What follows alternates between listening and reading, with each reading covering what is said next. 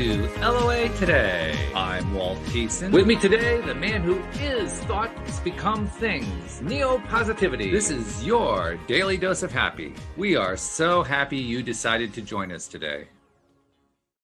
And our good friend Debbie G is not able to join us today. She's dealing with some personal stuff, but she'll be back next time around. And we're thinking about you, Debbie, and missing you today. But yeah, it's going to be great when you get back.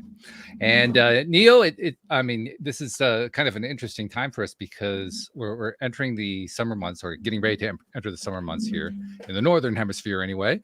And in that time period, that's when we tend to vacate. Go on holiday, have a good time. And that's what Louise and I are going to be doing next week. So just a little heads up to you and to the listeners. Don't expect new episodes next week, but you can start hearing them the following week. That's going to be a good thing too. And we have a special guest joining us today. Her name is Lisann Valentin. And you may have actually seen her. She has appeared on a number of hit TV shows, including a recurring character on the hit series Manifest on Netflix. Her best-selling book, The Everyday Actor, reached #1 on Amazon. You can read the abridged version of her memoir in the New York Times bestseller, Eat, Pray, Love, Made Me Do It. Love the title, by the way. She's also a professional storyteller, and I love this term, too, a shamanic amplifier. We're going to ask her about that in just a moment, too. But Lisann, first of all, thank you for joining us on the show. How are you doing today? I feel really great, and I'm so thankful to be here with both of you. We're glad to have you, too. And tell us, I mean, you were telling us before we got going here, but tell the audience too, what is a shamanic amplifier? Well, because I'm a 5th-generation shaman, I feel like my gifts are aligned with helping people amplify their own gifts. So I'm a really cool straw that knows how to hold space and help people pinpoint where their gifts lie, helping them find clarity and peace amidst some of the chaos we sometimes create. And 5th generation, that's really interesting. Yeah, I think so too. It is. That's pretty wild. Well, we never used the word shaman. Like, this was just like Saturday, right? Everyone just had their gifts and they rocked out. And my grandfather passed it on to my mom and to me. He learned from his grandmother. His mom didn't really take part. She was super intuitive and a diviner, but she didn't work with plant medicine like my 2 times great grandmother did. And she was renowned all over Puerto Rico. And on the island of Puerto Rico, the Taino, the indigenous Taino, which all Puerto Ricans have that heritage, the shamans were known as boitiu. But because of the way things evolved in Puerto Rico, we never really spoke about boitiu. We never spoke too much about Taino culture. This was just part of our family. So it was like weekends was like, my grandfather will prophesy over you, tell you what's going to happen next week, show you something about plants. We all have dinner. We keep it moving. And it wasn't until I got the call, like an actual like spiritual call, that I was like, oh yeah, that's me.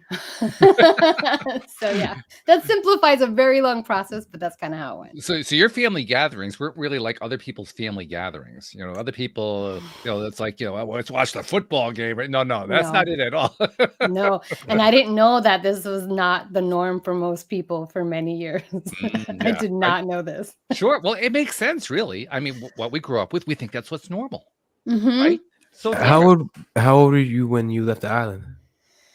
I was born in New York, but I started going to the island when I was 3, and we would go 3 times a year. It was really important to my mom for me to feel that patriotism for being Puerto Rican. But more than that, I will tell you that I always used to say from very little, Mom, the island is calling me. I have to go back. I have to go home. And she was born there. She'd never say that. She'd be like, let's go to Puerto Rico. But like, because she came when she was 10. My father came when he was 16 to the mainland. But because I was born in New York, I think the expectation was that I'd be like most people will just vacation there. But my heart would ache to be on the soil, to be in the ocean, to be with the trees. Like, looking back, I see how very different I was. But still to this day, I'll know when it's time to go back. Like, I'll feel it in my heart center. Like, I have to go now. It's time. It's time to go, like, get a spiritual tune-up on the island, which is what it does for me. And I hope I do something for it as well. But why do you think you get that calling? That's an unusual calling. To be with the island? Yeah. I think it's just part of like what runs in my DNA. You know, when I'm by the ocean, I have more clarity. And it's not just any ocean. It's like specifically the shores of Aguadilla, Puerto Rico. My intuition like ramps up tenfold. Really? My clairvoyance is super sharp. Like, and I just feel more at home and more centered. So I feel like it's like this recalibration of self when I go back when I go back to the island. And it's also a super peaceful, awesome place to go if you just in general want to go to Puerto Well, Rico. yeah, I mean the Please do. Caribbean. That's really a rough place to go. Yeah. Yeah, I mean, it beats, like, I don't know if you know about New York, but I remember when I would try to go to Rockaway or any other beach that wasn't the island, it was such a disappointment because I expected turquoise waters and like to Right. see my toes. Like, what is this water? It's Nah. gray. You're not getting that nowhere near Jersey. No. No. Nah. Oh, that's funny. That's funny. Now, Neil was telling us before we got started, he had a bunch of questions. So I'm not even going to waste your time. I'm going to go right to you. What do you have in mind, Neil? I want to get into the law of attraction. I want to know, well, I've got a little bit of background, you know, from your family history, and I have a shaman myself, but that's not completely law of attraction, you know? No. So when did you first hear about it? Was it the movie The Secret? Did your parents present it to you? And how are you using it daily? Like affirmations? Are you waking yourself up to do said mental exercise? Like how are you actively using it daily? Those would be like 3 questions, and I'm going to try to like find the direction to start. I believe I was led into it before I was consciously aware. So there was no, I live like backwards. And so like everything's thrust upon me, and then I'm taking it apart to sort of dissect it and say, how do I categorize this thing that's happening? And so I started meditating when I was 13. And a nun taught me that. So my grandparents never taught me anything about meditation. Again, that was not in the languaging, right?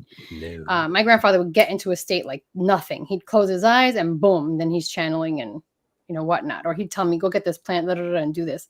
So meditation really helped ground and center me. It also helped like fine tune this channel that, again, I wasn't aware of. This channel, my connection to a source.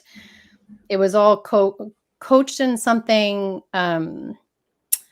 How do I define this? I would say I had a stronghold on religion, and that was my defining tool for many years until I started realizing, well, all passports lead to the same place. You can pick a passport or pick none. It's all good. Like, it took me a while to get there. So now when it came to the using law of attraction, I just started, I knew for a long time to be careful with my words because I would see things happen. Wow. And unfortunately, I would see it on the negative front a lot because my grandparents and my mother would say, like, they would always say, what I say comes true. They would always say this to us. And then my mom, if someone like crossed her, she'd be like, this is going to happen to you, blah, blah, blah. And lo and behold, that would happen to the person. Now, whether it was like she seeded an idea and they manifested it or not my business. Collective energy. Right. Everyone in the room was like, yup. I've seen her before. And I was like, I don't want to do that. Like, I was terrified of that. So I would be very careful and I would write what I wanted. And then I started seeing that come true. Now, without context, when you write what you want, your whole life may flip upside down until you understand the intention behind what it is, the thing that you think you want. You may just want the feeling of it. So what I mean by that is, let's say at the time I'd written, I want a Mercedes-Benz, right? If I asked the right whys and got to the core of my feeling, I would understand that I wanted a Mercedes life. I wanted to feel comfortable. I wanted to feel affluent. I wanted the feeling of that stability, quote, air quotes, right? But if I write, I want a Mercedes, and then I make that happen, but I can't afford the car, I can't afford the gas, I can't afford the insurance, what I'm asking for is a problem. So it's sort of like learning the hard way and the long way when you write what you want or you say what you want to set the right intention and really understand your core why. And it took me, I think, a lifetime's journey to get there. At no point during that time had I ever answered the call as a shaman. It never even came, though I was looking for a call. I was like, I would ask nuns, am I supposed to be a nun? How do I know when the call comes? Who calls me and what does that look like? Then I was like, should I be a reverend? Should I be a pastor? Am I supposed to do something? There was something and everything was no. And then in the state between wake and sleep, a shaman appeared, what I later just like understood was a shaman, and said, are you ready to answer the call as a shaman in your life? And my heart was like, yes. Like if you were just asking me, do you want to go to the movies? I was like, yes, no big deal. And I got up, I shot up out of bed, go, what did I say yes to? What does this mean? And that's when like That's when my whole life flipped upside down. Exit the matrix. Like just so Exit the matrix. Yeah, that's the moment. yeah. You took the red pill. I get it. Yeah, Okay. man. Yeah. Nice. That is funny. That is wild too. hmm It's really interesting whenever we get the chance to talk with somebody like you who has clearly developed tremendous connection to source, or however you want to describe it.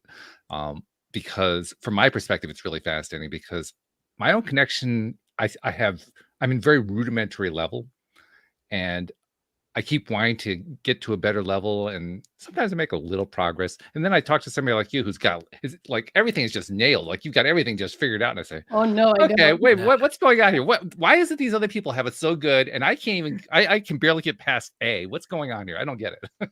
Oh my gosh. I can understand why you might think that. I definitely don't feel like I have anything figured out. I think the moment I think something is figured out, it's not. It's like flipped again. I think that if I have it all figured out, it's like time to transition. Like That's exactly, because I would just be so bored. I'd be like, I have to transition. Well, we laugh at that. Actually, I think there are in this people who do. planet. I mean, people seriously. do. Yeah, I think that actually happens quite a bit. In Yeah. fact, one of my other co-hosts told me a story. This is about 4 or 5 months ago, something like that. He was telling me about somebody who I think by age 22 became like a multi-millionaire, completely successful and everything. And she felt like she was done, and she died. Wow. Like, oh my God. I have That's literal why chills. Yeah. Yeah. why Robin Williams, did what he did, because he had climbed every mountain. He'd conquered it all and lived in conquering it all for over 40 years. Mm, He just was done. He was bored.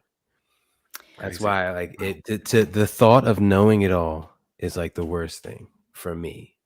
I would hate knowing it all, because Mm. I thrive for information, and I feel that achievement and accomplishment that we as people love to feel every time I gain a new piece of information in an area that I'm interested in, like pilots or law of attraction. So it's like, it would just be very depressing. It is a very depressing thought to think how it would be if I knew it all. And it's crazy because some people wish for that, and it's like, Yeah. Be careful what you wish for. I mean, it's about the journey, right? And as much as we say that, I think as humans, I know I can speak for myself. I become super impatient. I want to know it's like I said, I do things backwards. So I want to know the end result, and then I'll work my way through to figure out the pieces. Yeah, sure. And it's just like my need to control, my impatience, my very human self, like, Well, we all explain do this that to me. at Yeah. one time or another. I mean, that's just part of being alive. Yeah. so how do you handle it throughout the day when it just pops up out of nowhere while you're driving home, daydreaming? Every day I use my words to alchemize energy. Several times a day I alchemize energy. So give us So an you example. wake up from the thought and verbally take it somewhere else, basically. if I have to do it out loud, if I have to use sound, and so to get like more concrete about that, like if I'm washing dishes and I realize I'm running a story in my head, and I'll do this, like I'll run a whole story. It doesn't even exist. Maybe there's an argument that never happens, and I'm running this thing in my head. What are you doing? Okay, yeah, that's done. And then I use the water and I get really grounded, and I'm just grounding myself in the moment. I release the dense energy and I transmute it into unconditional love.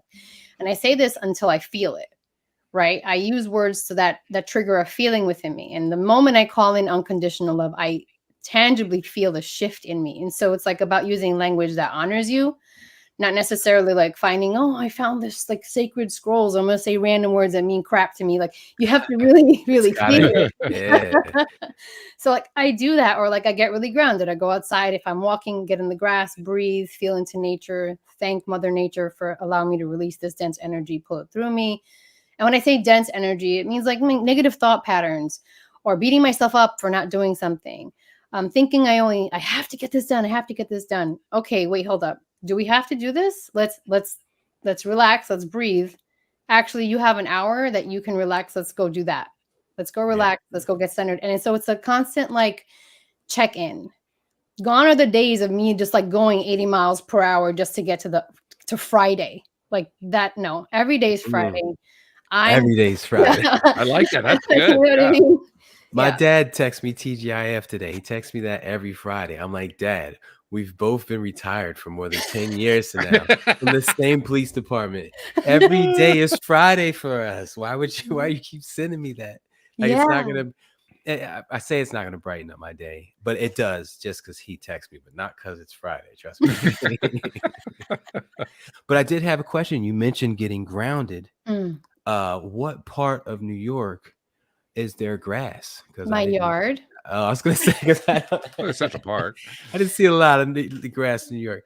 No, I was just joking. Waking up. What she's talking about, everybody, is waking up, and it's funny because I've been doing a real intense study into this area. I don't know if Walt, Emily and Scott Somerset. They spoke in Dan's recent abundance thing. Sure. I was talking with them. I was on his podcast yesterday, and we were talking about waking up. And I was asking him, because waking up is the start to anything you're going to do throughout the day proactively when your mind is on autopilot and you're just going. Stopping is the first part, becoming present. Then you could do affirmations, visualization techniques, whatever you want to do. But so I was asking him how you wake up, how you remember to wake up. Like, I set alarms on my watch. It's constantly going off, papers hanging up places, constant reminders everywhere. So that would be my next question to you. How do you condition yourself to wake up as often as you do? Because remember to wake up is the hardest part, with life coming at us a mile a minute. And before you go, I just want to, what they had given me, what he said was basically repetition, brain, muscle memory. But what he said was after every time when he wakes up, he makes sure there's some type of, he taps or does something, some kind of sound. And I was thinking, I want to try that and see exactly what it does and what's the benefit he's getting out of it. And I've been trying it today, and it literally makes me do it more. It sounds like an anchor. So if waking up is your goal, start doing something like what did he say? I think he said, I'm up. Oh, I'm back. I got his notes from yesterday. Most of the time he'll wake up, he'll say, oh, I'm back. So it's kind of just like you were saying earlier when you find yourself running that negative scenario. So just give us how you develop the skill to wake up more often than not, to remember to do something that we naturally don't remember to do because life's just coming at us. It's funny. I think if I look back, if I rewire it, it's because I'm an empath. I always had to check in because I feel emotions nonstop, not just my own, the emotions of others. So when I get hit with a wave of it, I'm like, all right, let me get grounded so I can ask, who is this? Is this me or not? And I think that's the thing that makes me wake up, because let's say, it sounds weird, but like if my stepson walks in the house and he's having a crap day, I will feel him before I know he came home. Right. And then it's not like immediate, like, oh, I know he's here. It's like, oh my God, what's that? Okay, hold on. Let me breathe. Let me get grounded. Even if I'm in the middle of something, I have to get really just present. Is this mine? The answer is no. Whose is this? Okay, let me go check. I confirm he's here. I go breathe, get grounded. Either I address him or give him space. Sort of how I navigate the people in my home. If I'm out, so say at a big box store, I have to do it for like to thrive. I have to keep checking in. So it's not even like I have to make myself aware. In order for me to function, I need to be in a constant space of like remembrance. Make sure you breathe. Make sure you're here. Check in with your feelings so that way you can alchemize energy that's like swooshing by you every day, so you're not taking it home. So it almost is like it's survival. It's a survival mechanism that you're engaging. Yeah, for me, it's the best way, because I know so many empaths that shut it down to survive. So they just shut themselves completely down to survive. Instead of learning that it's all energy, and how you maneuver through energy is the way you thrive through it. Right. And so that's sort of like, it's like if I'm constantly driving, I have to be looking around. You know what I mean? It makes me think of something, which is that I've heard other people say to me that everybody is empathic, but we as human beings do tend to shut things down. We shut down emotions. We shut down all kinds of stuff. And so in my own case, I'm wondering, at some point early in my life, did I learn to shut down and just never learned to shut it back on again? Yeah. I mean, I think you can learn to turn it back on again. It just depends on your intention and why, right? How will it serve your highest good? And how much you actually believe it's gonna work. Mm-hmm. You Yeah, know, because I shut down my intuition for years. It was still coming. It was still there. I was very good at ignoring it. Yeah. Right. So that's what I mean by shutting it down. Right. Well, it's nice to have a skill, you know. At least the one. If I can just have the one, that's great. But yeah, for me, it is. I think it's been so long that to thrive, I need to constantly check in. That's it's so funny because I'm like part empath. I guess I call myself. And I use those emotions to wake up, and I also use physical pain. If I'm feeling a physical pain, I'm like, man, my neck. That's my trigger. What am I doing with this? You know, what am I going to shift my thoughts to serve me, as opposed to damn, this hurts, you know, and manifesting a future where I'm saying damn, this hurts again. So I use those emotional triggers, and I probably I definitely rely on them more than these things I got taped up everywhere, these reminders I got that just fall into the background. But yes, this clicking, snapping, making a sound, or saying I'm back every time you wake up, if you make it a discipline to do that, I've upped my wake up game tenfold today. Now, tomorrow's another day. You know how you get a mental exercise and you do it a lot the first day, and the next day a little bit, and the third day not at all. I'll let you guys know how it works out, you know, on Facebook. But I'm loving it so far. Walt knows that I'm kind of like borderline obsessed with having as many positive scenarios go on in my mind as I can in one day. And so I'm like this. If I got 60 to 70,000 thoughts on average per day per person, I need to spend as much time as I can making as many as them as good as they can be for my future. So to me, a negative thought is literally taking food off the table for my kids. So that's the other driving force. But when I combine them, I end up without the negative thoughts. They're very rare, and waking up a lot more. So I'm loving this exercise. I'll keep you guys updated on how that goes. The phrase too. I like the phrase "waking up." Yeah. You know, it evokes something. I mean, we all associate with, okay, I'm waking up in the morning. So there's an evocation there that we can identify with. But talking about waking ourselves up throughout the day, that's an interesting way of looking at things. That helps you see your imagination or your thoughts as hallucinations or dreams, which enables you to get rid of their power a little bit more, take a little bit of zest out of them when you're running that negative scenario, and you wake up and you're like, oof, it's just a dream, it's not real. So little key things like that that'll like punch the ego in the gut without you even knowing. I try to stick to those. Those are similar tools that they use for lucid dreaming. Oh, tell me you know a lot about lucid dreams. Do you? I don't.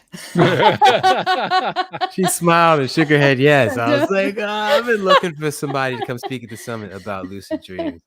I can send someone your way. He's been very good at helping me sort of navigate, to understand that I was lucid dreaming, and then how to navigate that world a little better. And also, I mean, that also helped with feeling protected in the lucid dream space. Nice. In the astral. So I can send him your way. What's his name? Jaime Lundquist Munoz. Okay. Yeah, he knows so much about it. It's wild. Yeah, I mean, I know when I'm in a lucid dream, like I'm in it, I know it, and I'm aware, but that's it. I know.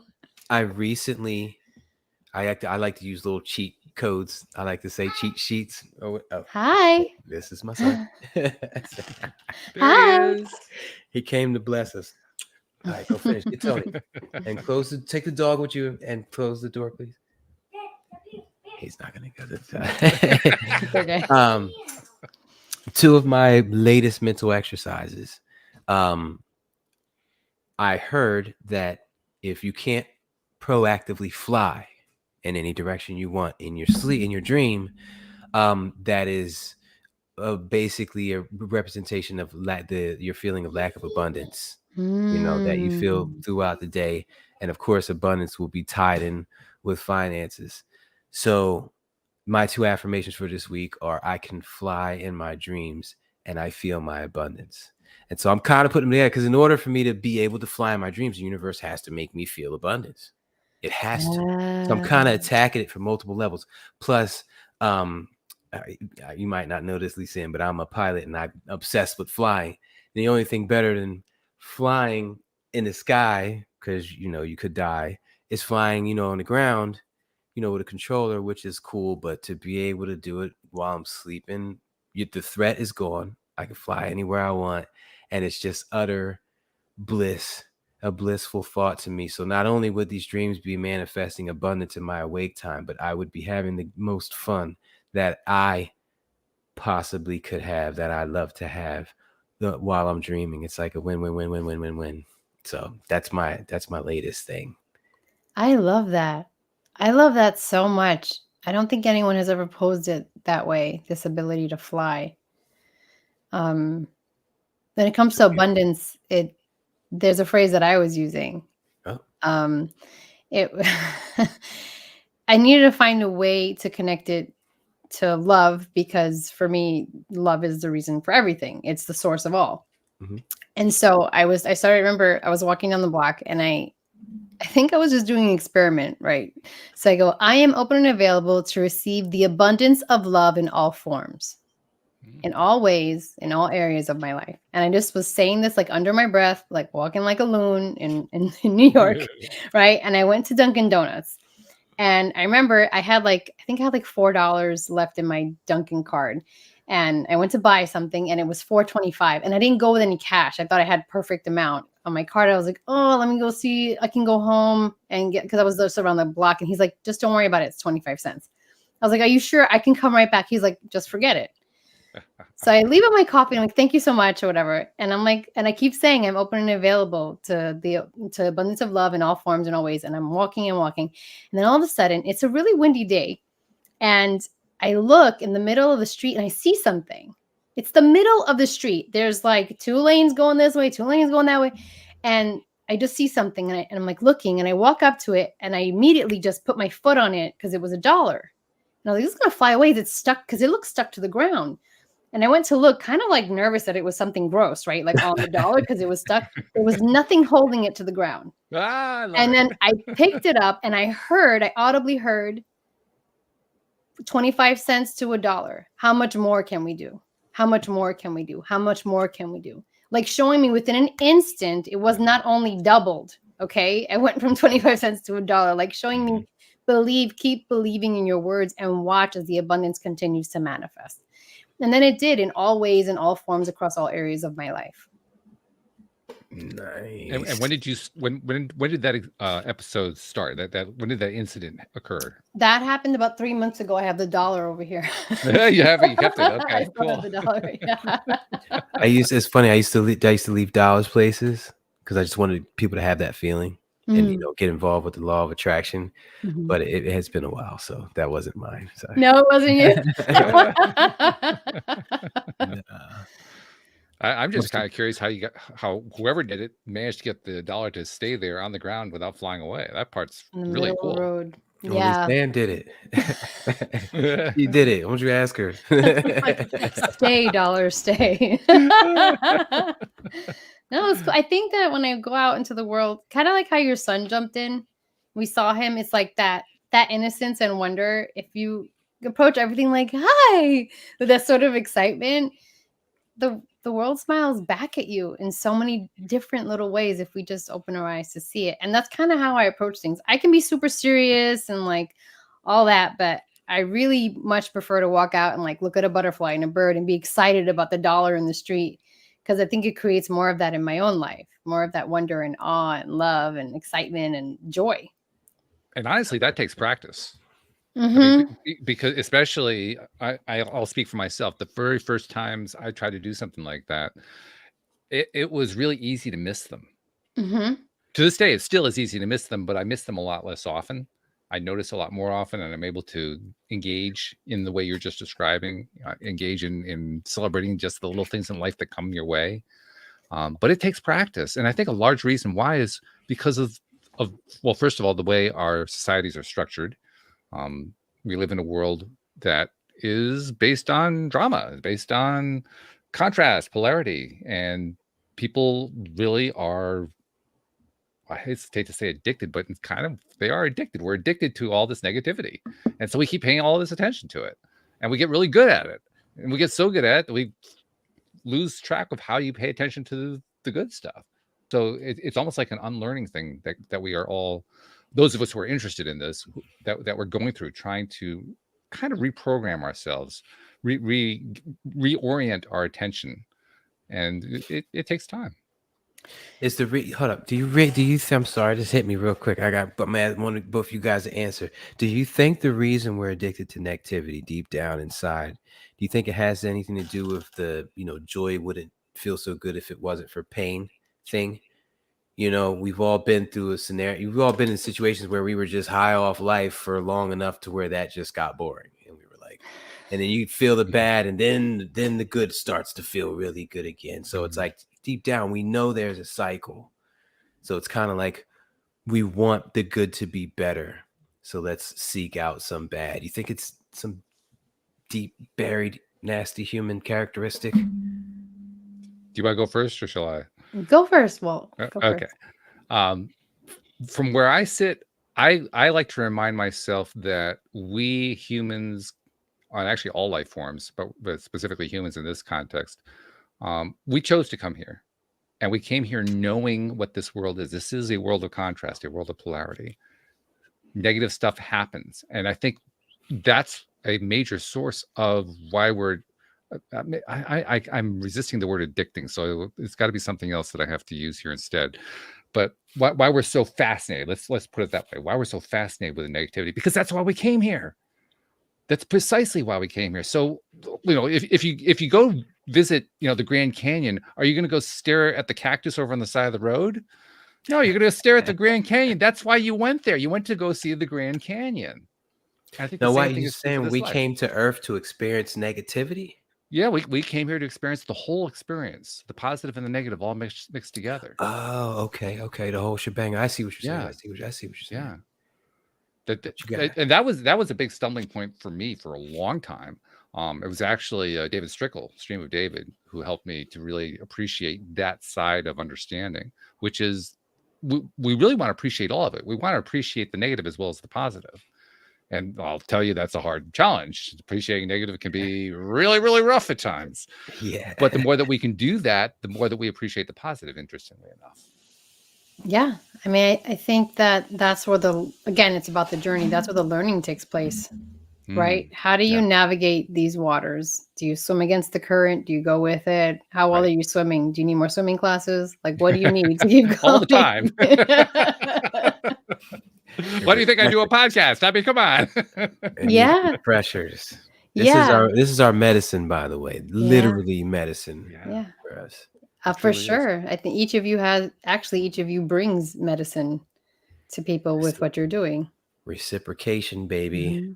Mm-hmm. The cycle works if there's not an extra hand pulling from, both sides and not putting back in. I always talk about that, like with the government and stuff like that. It's like you got the people who go to work and get paid, and then they go to the store and shop, and then that pays the workers. So you got a perfect cycle, and it works. But when you have a third entity involved that's not equally sharing, it's really just pulling from both without putting in. That's when you get disruption. It's no longer perfect harmony, which is the reason why our system doesn't work now. But that's a whole nother topic.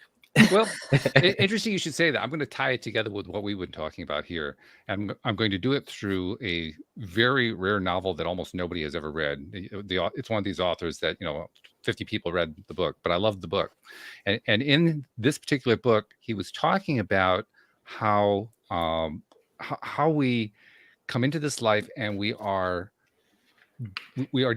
dealing with it from a perspective that's very similar to what the movie The Matrix does. It presents it as like a computerized environment, right?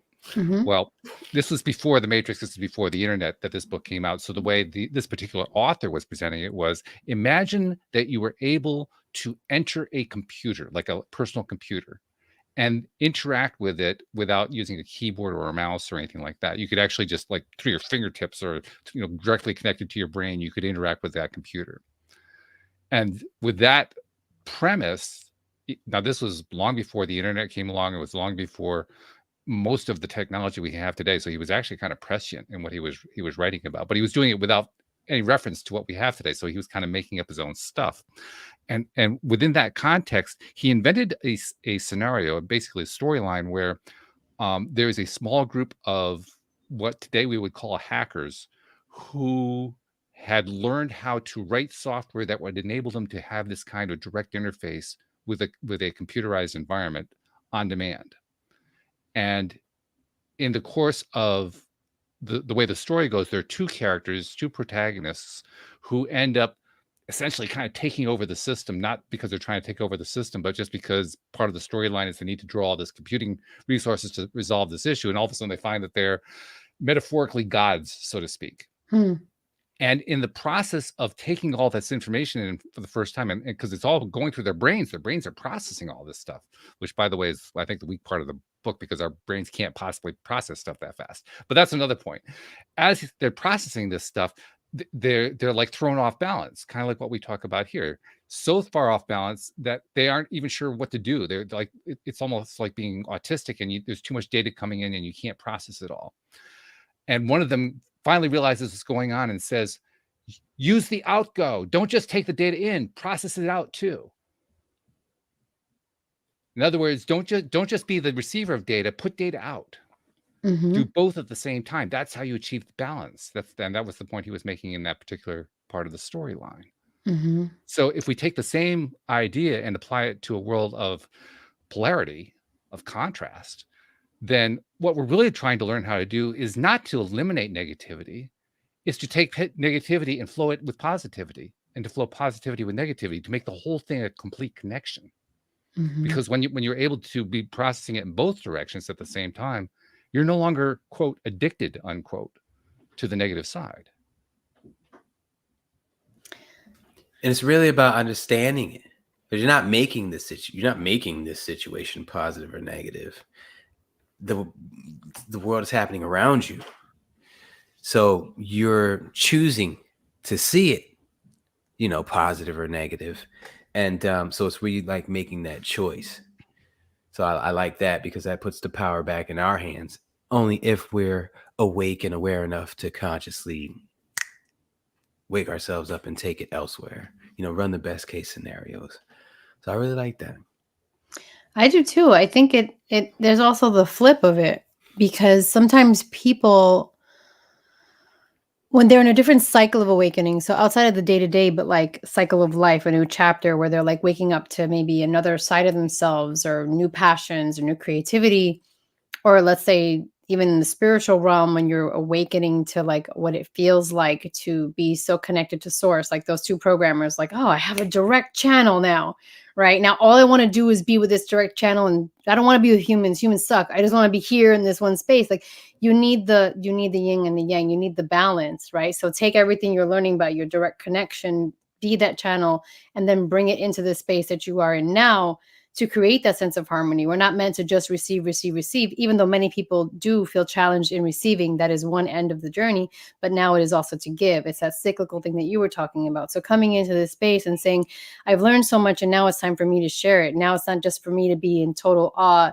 at all times. It's for me to have a very human experience. So that way other humans can also learn and benefit and grow, and we collectively can start leveling up in this game.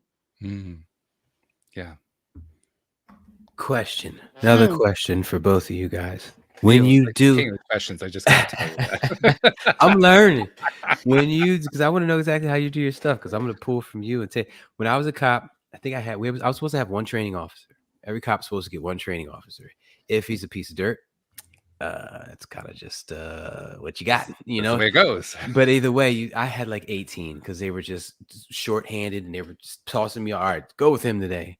And I was able to pull what I needed from some and trash what I didn't from the others. So I like to do that with you guys. So when you do your wake up, all right, let's say you're walking down the hallway, you're daydreaming, or you find yourself running a negative scenario. Whoa, self-check-in. What was that? So is it very important to go through the whole, is that thought serving me? Why was I thinking that?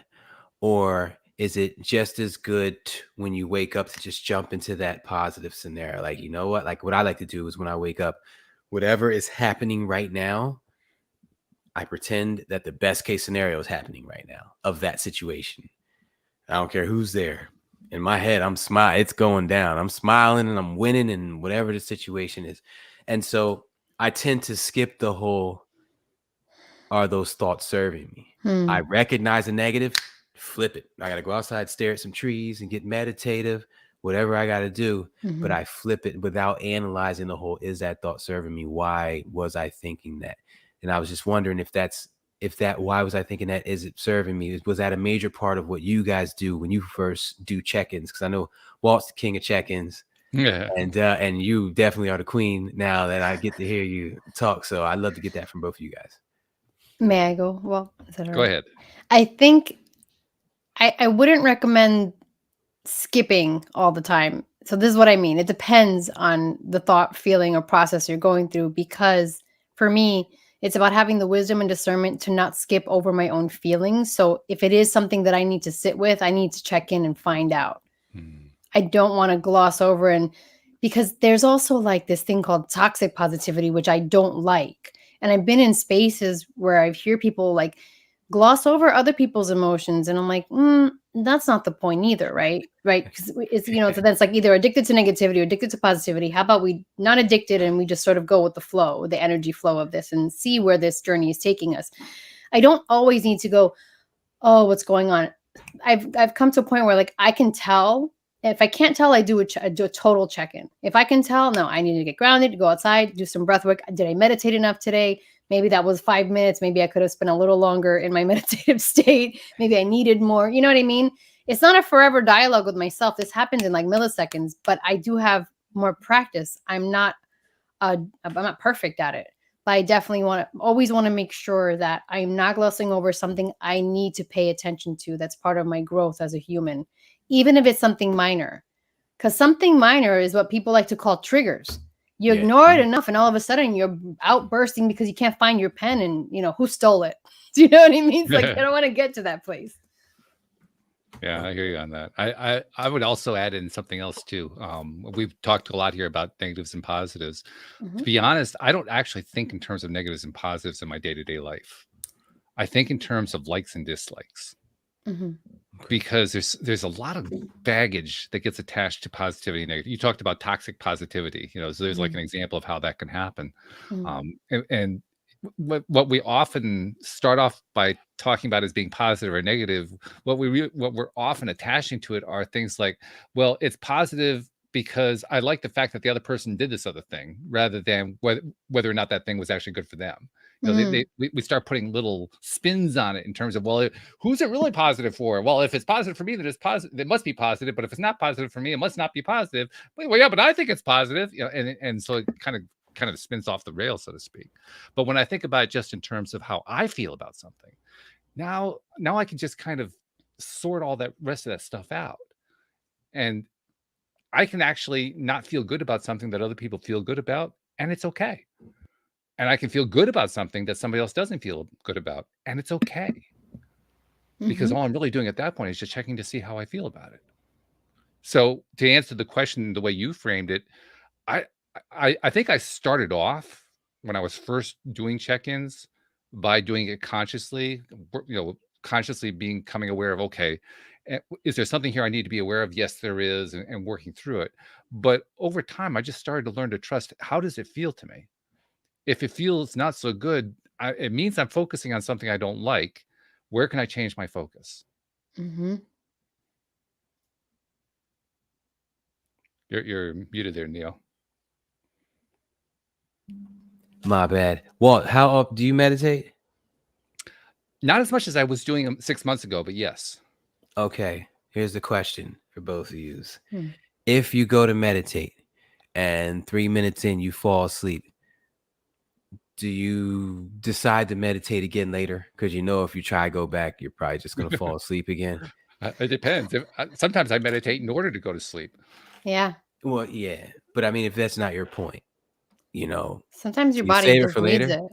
I meditate 3 times a day. I do different types, so it's not just always sitting down being quiet. I honor what my body needs. So maybe it's a walking meditation. So it's like being really present in nature, focusing on my breath and my feet and observing. Right.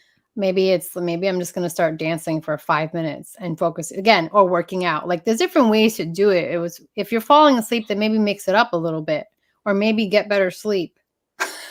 Yeah. Well, that's why I use it to go to sleep. I mean, if I wake up in the middle of the night and I find, oh my God, I'm awake, I got to get back to sleep. And, I'll try the other stuff that I've often tried in the past and it doesn't work. All right, let's go back to meditation. Just focus on breathing for a while. 1 breath, 2 breaths, 3 breaths. Usually by 10, I'm out. Mm-hmm. Mm-hmm. I'm not a nap person. So when I wake up in the morning, I might meditate for 12 to 15 minutes, doing like the Calm app or something like that. But every now and then I'll go back to meditate at like 3 in the afternoon and I'll wake up like, man, I didn't mean to go to sleep and I'm tired. And I'm like, I know if I try to meditate again, I'm just going to go right back to sleep. I don't want to go to sleep because I have a 4-year-old running around. So I just scrap it to, to do it later. And I was just wondering how you guys dealt with that. Try the walking meditation. I'm with you completely on that, Lisanne, because my favorite way to do it is to go take a walk. Mm-hmm. And I don't necessarily call it a meditation, but it's meditative. That's my whole thing. It's definitely meditative. With my karate background, growing up as a kid, we were taught that meditation is absence of thought, period. So when someone's telling you you're going through a forest and you hear water, that would be considered, I guess, guided meditation. Mm-hmm. And like, so if you're actually doing something or your eyes are open to where you're processing things in the background, there's a ball flying at my head, I'm about to step on a Lego, like stuff like when as you're processing. Technically, from my karate class growing up, they wouldn't consider that meditation. So when you said walking, I'm like, all right, I got you on that. But I was kind of referring to that one you want to do where you're just still and you're trying to remain absence of thought. Like that's kind of the one I was referring to. But I definitely got my answer because I love those other answers. I do. Because as much as in between every email, every meeting, everything I do on this desk, before I took this Skype or whatever, StreamYard, and after I'm done, I'm gonna go outside and stare at those trees. Mm-hmm. And though I'm looking and I'm hearing birds and I'm processing it moving, and I got these little bugs that'll land on you, all these threats and stuff going on around me, I'm still in a meditative state. So I definitely respect it. You know what I mean? Mm-hmm. Because things are moving outside of you, there's things moving inside of you. This is just all energy, right? And so you can release energy that built up during this call and welcome in, so you make more space to welcome in new energy throughout the rest of your day. I mean, that's how I perceive it. My meditations are never just quiet. Like I focus on my breath, but then all of a sudden I'm receiving, it's like whoosh, just like images and things nonstop. So they're never just like, if I'm totally quiet and just in my breath, then I'm out. I'm out by the count of 10. I'm asleep. Yeah. That's good though, because what you're really saying is you're not fussed about whether you're meditating, quote, perfectly, unquote. No. It's not important. Mm-mm. By the way, listeners, if you find yourself fussed, you just stop, reset, go do something, and come back later. If meditation is a chore, if you're not enjoying it, if it feels like work, just stop and go do something else because you're wasting your time at that point. Mm-hmm. You're wasting your time at that point. It should not be stressful at all. And to take it a step further, it should come to be one of the most enjoyable things that you do with your time here. Yeah. Especially if you get good at the old, get back into make-believe. Like if you get your mind as sharp as you were when you were a child, you play make-believe like no other. You're there and you end up loving it there more than reality because you could do what you want over there, and then reality starts to follow suit. It's a beautiful thing. It's written on the shirt right over there. Just Yes, Mr. Thoughts Become Things is in the house. There he is. A little bit. All right, so I need to ask Lisanne a little bit more about the empath side of who you are, because my sense is that that's kind of the route to where you are able to do what we're generically calling your shamanic side, basically make those connections. And since that's something where I'm still trying to develop more, I want to learn more about how you get there. How do you get into that place where you're receiving this stuff? Gosh, for me, the journey was always, how do I get to the place where I'm not receiving all the stuff? It's an interesting problem compared to the one I have. For people that I encounter that want to open that up again. And I don't think you're one of these people. Well, you don't sound like them, but the ones that do come to me asking, like, how do I know, or how do I do that? They're at a point where empathy is something that they really need to relearn. So it might be using your imagination to put yourself in someone else's shoes, using language that helps another person feel heard or understood, which will in time allow you to actually understand a feeling, a thought, or emotion, or a circumstance. And so it's sort of like using language like, if I hear what you're saying, and then you repeat it, and I can only imagine that might make you feel X, Y, and Z, because now you're processing information and connecting it to a feeling in your own life. And that's how I've helped people that feel that they lack empathy start to open that space up in them again. I don't sense at all that you're there at all. I really genuinely feel like you are empathic at a very normal, suitable, whatever level, like functional level. The people that are like, I'm an empath, but how do I know, is I start asking them questions about how their empathy functions. And then we start reverse engineering it and breaking it down into clairs. So what I found is that define a term there. What is a clair? Clair senses. So we have our 5 senses, and then we have our clear seeing, knowing, feeling, tasting. That's like, let's say the psychic level, the most intuitive level that we can use the same senses heightened, right? Mm-hmm. And so a lot of people don't, even people that know they're intuitive, don't know how to classify their clairs. So like I talked to some guy and I was like, do you have clear seeing? Are you clairvoyant? He's like, no. And then we're talking and he's telling me, I see, like, I'm like, okay, you just said I see. And tell me what that means to you. Is it an impression? He's like, it's like an impression. It's like I have this thought and it's in my head and I'm imagining, okay, that is a clear seeing. It's an imaginative, it can be a thought here in your mind that you're visually seeing in your mind, or it can be something outside of you that you're visually seeing. And there's levels to that, right? So it can be something that like, it's like a download, like a digital download from a computer, like it's taking a long time to load this picture. It can be like a movie screen, or it can be like something you can almost touch. It depends on how developed your clear seeing is. Now, how does that relate to clear empathy? The thing you see will trigger a feeling or emotion within you. Okay, I'm afraid of that, or that brings me joy. Okay, there's rarely an empath who doesn't have one or two, at least 2 going at the same time. So let's say you have strong clairtangency, things that you touch. So if you walk into an antique shop, you immediately might get hit with a wave of like, I'm overwhelmed. I got to get out of here. There's too much stuff in here. And that just because there's so much energy attached to various things that people cherished at one time or another. And you're feeling all that, but you don't know why you hate that antique shop. So it's about getting into this space where you're recognizing these are not my emotions. I'm just tuning into the frequency of the energy around me. So your clairtangency is super strong. Clair empathy is where you have this idea that someone you know and love is suffering or they're sick. I don't know. I feel like I got to call so-and-so. They're in Europe and you're in the States and you're like, I don't know, something's up. Let me call them.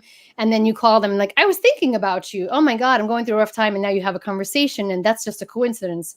Or maybe your clair empathy is a volume is up and you're just tuning into that frequency right now.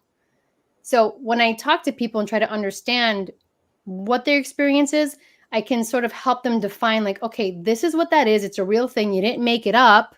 So now how do we ramp up this clair sense? The reason why I say ramp up is because if you know how to use your senses to the fullest, you don't become a sponge like I was for most of my life, trying to wring it out all the time. It's like I'm not meant to just feel the emotions of other people. So I feel emotions, I feel physical pain.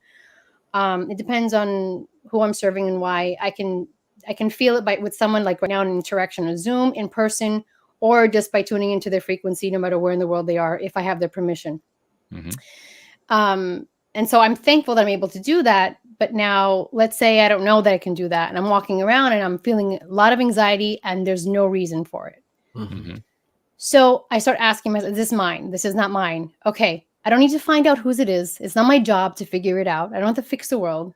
I create a process where I can release that energy. Immediately, let's get grounded. For me, that's with my breath or putting my hands in soil or putting my hands in the water.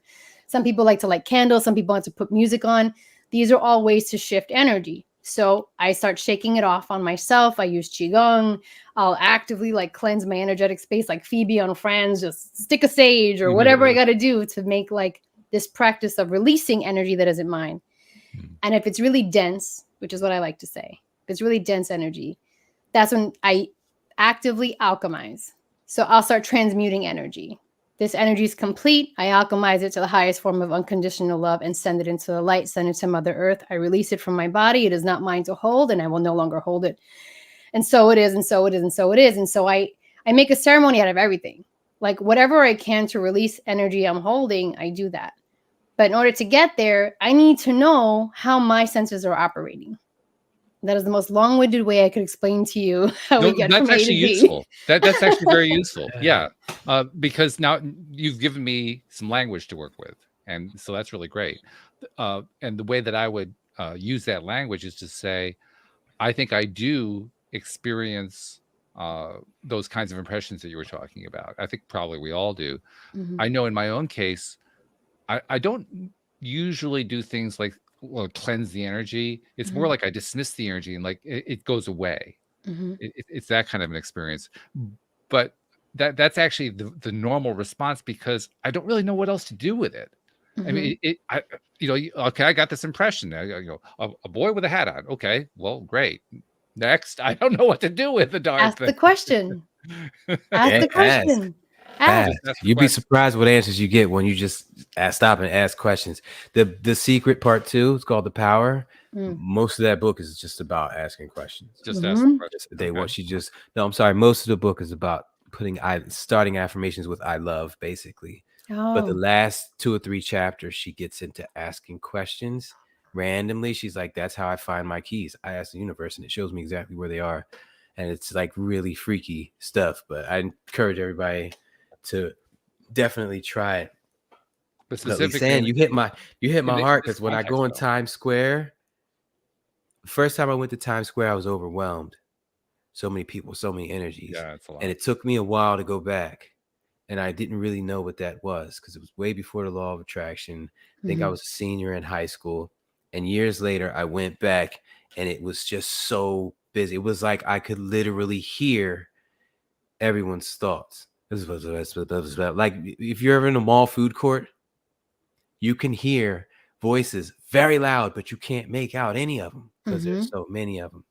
And so every time I went, I kind of like practiced being at peace with that, but I never thought of it or looked at it in the way you just kind of broke that down and made me think of it and look at it. So now I'm like thinking about how I can work with that and master that because I'm definitely still uncomfortable. I just have a way of accepting that I'm here. I came here for a reason. Let me go do that and just deal with this these voices that are accompanied with the emotions that are like Mike Tyson punching me in my stomach.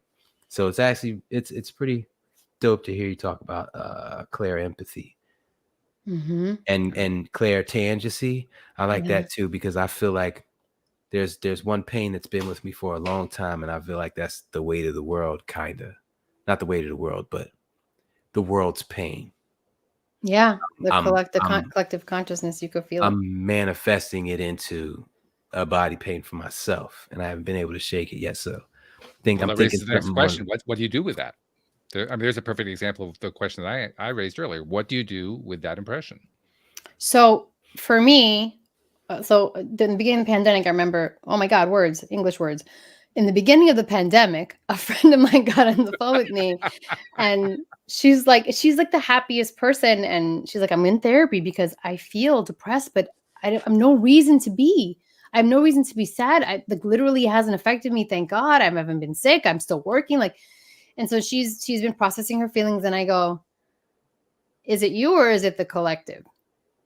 Like, did you ask? And she was like, oh my God, I never asked. Right. And so especially in times of tragedy, and this is something that I teach the empaths I work with, especially, and I want to share it because I think it's really important. There's a couple of tools. The first one that I learned was from a shaman, and he had said it in a room and it changed everything for me. But then that'll lead to the second one because one may not resonate, but the second one might. Let's see where we go. Okay. What I learned, he said, he said was this. Before he would walk out the door, he would say, take me above the Maya of human suffering. Take me above it. So he would get really grounded, really focus in his breath, and visualize this energy level that asks to be taken above it. So that way it doesn't mean that you're not going to feel people's feelings. It means that you won't be smacked in the face by everyone's feelings so you can't function, sort of rising above it. And that helped me for a long time. And then when I was creating my masterclass on this, I asked in a meditation, I need another tool, because that doesn't maybe resonate for everyone, this idea of like going over suffering. So what is another way? And what came through for me was a command, an affirmation. It was activate my highest self. Then acclimate me to the vibration of my highest self now. So it's two things. One, activate this knowing of one's highest self, right? Feel that, see that, use your imagination to get into that space, and then ask that your human body be acclimated to that vibration, which, if we're talking about vibration, we're not necessarily at that higher state all the time. We're at a very human, question asking, grunty, however we want to be in a certain day. I love that word. So we can acclimate to that space, that energetic space, and we're breathing into that affirmation or meditation, whatever you want to use. Then we can approach dense experiences from a space of love. And it's from that space that you become an alchemist, because you're operating from that space. And so what you're emanating out is love. And whoever's willing to receive that love is going to receive it. All you need to do is be the peace and be the love, and energy shifts around you. And that's the thing that I've learned, especially as an empath. We're not just sponges. We emanate light. The skill is how much love you can push out, like a Care Bear, knowing you're not responsible for everyone's emotions or feelings. But if you can honor yours and hone in on yours, you can literally shift energy around you. It's really the difference between kindness and codependence. Yeah. Yeah. Yeah. Yes. Yes. Being mindful of that is huge. Yeah. Huge. Yeah. I'm really sad because we're past our hour, and I don't want to stop, but we gotta pull this to a stop. So before we say goodbye to wonderful Lisanne Valentin, you gotta tell us more. How do we reach out to you? How do we find you? How do we find your book? How do we learn more about you? Oh my gosh. Well, if you go to my website, lgvalentin.com, you'll have links there to my book, The Everyday Actor, to my masterclass. So all things me, and across social media, it's at Lisanne Valentin. Then that's what we'll do. We'll put that right into the show notes, and that'll give people the link to the entire world of Lisanne Valentin. Is that it? Did I spell that right? You did. You did. Thank you so go. much. I've had a blast, Walt and Neo. I really have. Thank you. Thanks for coming on. I learned a lot. I'm going to take it all away. And we got to go live. We got to go live in my Facebook group. Let's do it. Introduce them more to you, because we're live there now, but I know they want more. So we'll set it up. Right, I'll tell you what, we got one really cool comment toward the end. We got a number of really nice comments while we were talking, but toward the end, a Facebook user said, awesome topic, made me stop the scroll. I mean, you can't ask for more than that, right? That's great. I mean, that's these days, you can get the scroll stopped. You've done something. You've really done something. Well done. Thank you so much for joining us, Lisanne. We really appreciate it. Thank you both. Neo, thank you as usual for your wonderful questions and insights. Debbie G, we miss you. Hopefully you're still tuning in, and we'll catch you next time. And we especially love our podcast listeners everywhere. Thank you so much for listening. We'll see you all next time here on LOA Today. Goodbye, everybody.